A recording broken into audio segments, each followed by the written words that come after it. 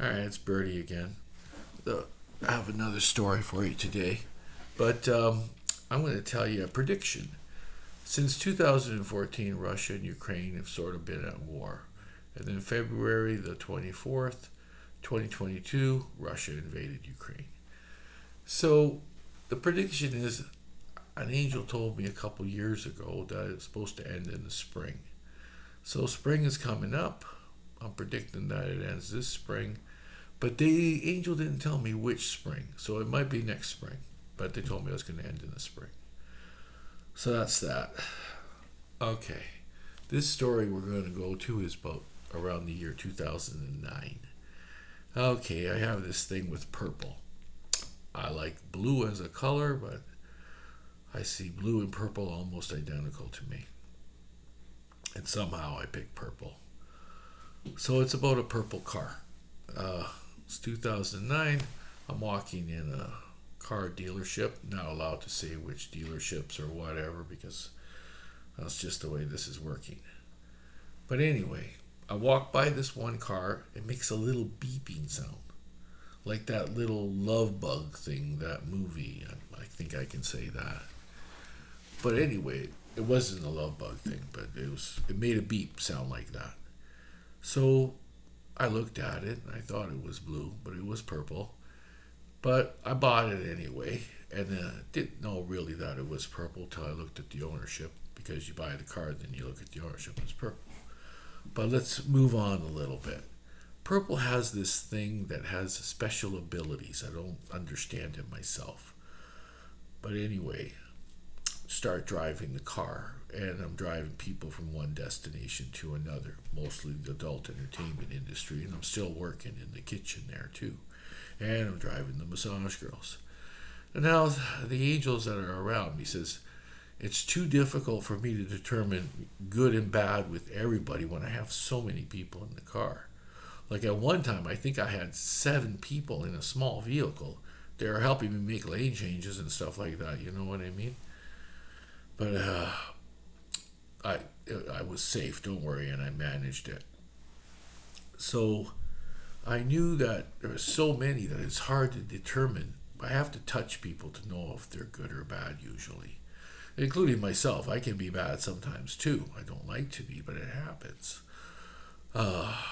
You get upset or something like that. That means you're not doing good. You're bad, and sometimes that happens. So what I noticed the car started doing, it started shocking the people that were going to have temper tantrums or upsetness or something bad, and that helped me because I was able to explain to them after I started figuring it out. And the girls would be like, why is this car shocking me? And I said, you're probably going to have an argument with someone and it's going to be not nice and you're not going to feel good about it. And then another girl asked me. And it can be multiple reasons when the car shocked you. It didn't have to be just that. You're not going to have a good money day. You're not going to have a good sleep. It's always something not good if it shocks you. If it does not shock you, then everything is good and you're going to have a good day. This was crazy because it shocked me too. And it's usually somebody cutting me off on the road and I'm getting upset about it or something like that. Or I'm getting all red lights, or someone did argue with me as well. Or I just didn't have a good day as well, So it did this shocking thing. It didn't shock me as much, though. It shocked a lot of other people. And then some people it didn't shock at all. And they were telling me, I had a great day, and I figured it out. But not only that, it had this ability that if something really bad was going to happen to me, it would just shut down. Now, I go to a lot of dancer parties and stuff like that because I deal mostly still with the dancers, not the massage girls. And they don't have as many parties. The dancers have lots of parties. So one of these evenings is around 10 o'clock in the middle of the summer 2009. And I'm picking up 3 of these girls, or 4, I can't remember exactly. And we're at the last girl's place. He lives in an apartment building. And she gets in the car, and we're going to a stripper party, the dancers. And I was just starting to start the car, and then I started it, and then it shut off. It wouldn't start. All the lights went off, everything. It just died. And it was practically brand new. Like it was a couple years old. So I don't understand what's going on here. I just had it checked up by the mechanic. Everything was good. There was no reason for it to shut off. But it happened. And the girls are like, Birdy, we're going to take a cab. Meet us there. Here's the address. I said, well, I'll try, but I got to make sure my car gets to my mechanic before I do anything. So I got to tow it there, right? Or get it towed there. Excuse me. I don't like that. There we go. Oh, wrong way. Okay. So anyway, I called the tow truck and everything. The girls left to the party. Maybe it was about 10 o'clock by the time they left in the cab. And the tow truck didn't get there till almost 11:30, midnight. But as he's coming and everything, and he starts talking to me, what, do you need a boost or anything? I said, no, I don't understand. It's almost a brand new car. It's only 2 years old. And it just shut down. He said, why don't you get in? Maybe it just needs a boost. So I get in the car, and before he even opens the hood, I try to start it. And all of a sudden, it starts. So it's working fine. And the guy goes, well, I got to charge you, for coming here at least. And I gave him $20, or I think it was 25, and it's usually, $15 or $10. But I'm in the service industry, so I tip, even tuk-tuk drivers. So I'm like, wow. So it's midnight, and I don't want to go to this party now. It's getting late. Plus, the address disappeared. I couldn't find it. So I said, I'm just going to go home, call it an early night. Because back then, I was driving at 4 or 5 in the morning. But I gave it a break, went home. 1 o'clock I got home, went to bed, wrote maybe 2 at the latest, which is very rare for me at that time. I get up in the morning, and one of the girls called me, and she's lucky your car broke down. I said, why? Because there was a big brawl. We were the only 4 dancers at this party, and there was probably 100 guys there. And you would have been with us, so they would have got you for sure. And I said, wow, that car saved my life. Because you get 100 guys and you get 4 dancers, they're all going to try to show off and be the tough guy, right? You know what I mean? So I would have been at their mercy.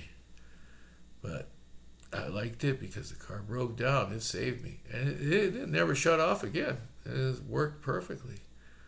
And then there's this one incident that I thought was hilarious. So I'm at a massage place. I'm not inside. I'm waiting for the girl to come out because I'm their driver. And one of the girls has an extra customer, so she's going to be a little longer. So one of the other girls come out. And she comes out, and she's from one of those tropical countries where voodoo is a big thing. So I know a little bit about voodoo, but not very much.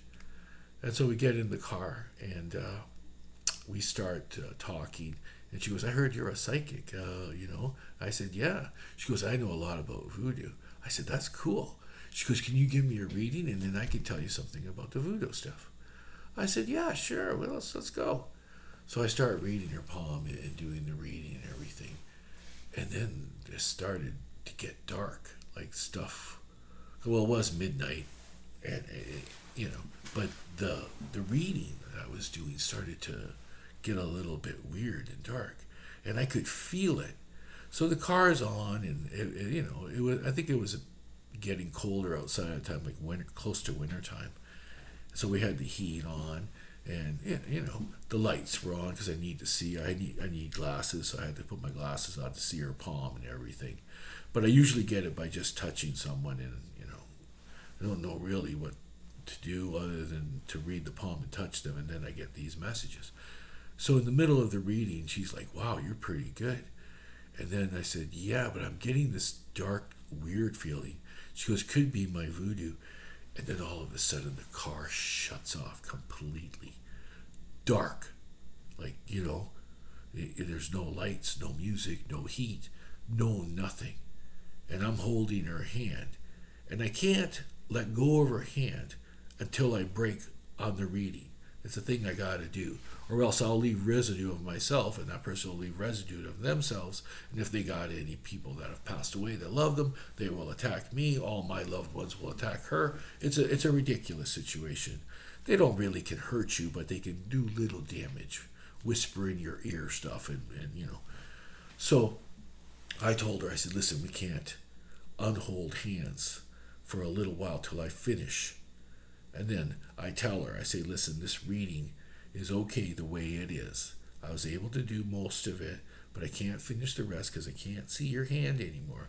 I can feel the voodoo coming through you, but it's just one of those things where we just got to give me a minute and tranquilize everything and keep everything to ourselves where I'm not hurting you and you're not hurting me. And she understood that very well, which is very hard to understand sometimes. And so I said, listen, once we let go of hands, the car will start, the heat will turn on, the lights will come on. And she looks at me and she goes, no, there's something definitely wrong with your car. That's not going to happen. I said, this will happen soon as I let go of your hand. And then I said, you ready? Because I'm ready now to close this.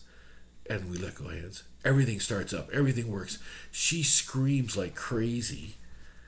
And then, we had a little laugh about it and talked about it for a bit. And then the other lady came out. She was done her work. And we told her about it. And I go, yeah, you want to hear something else? This car is going to start laughing at us when we move. And then they go, yeah, really? Because we had to explain everything that happened to the other girl so that, she understood what we were talking and laughing about. And so all of a sudden, I start going, and the car starts going, ha, ha, ha, ha, ha, ha, ha. And then they're like, oh, it's the muffler, it's this, it's that. I said, not only that, it's going to do it again when I make this churn. So as I'm churning, it goes, ha, ha, ha, ha. And it says, no, your car, when it churns, it'll make that noise. I said, look, we're at a stop sign. Watch when I start to proceed. About 2 seconds after we're moving, it'll do it again, a third time. And then all of a sudden we're moving, and then it did it again. And then it never did it again through the whole ride. Because then they just thought it was an automatic thing, but it wasn't. I thought it was really funny. The car had its own kind of situation. Oh boy, this has been 12 minutes, so I'm going to have to let you go. It's Birdy. Bye.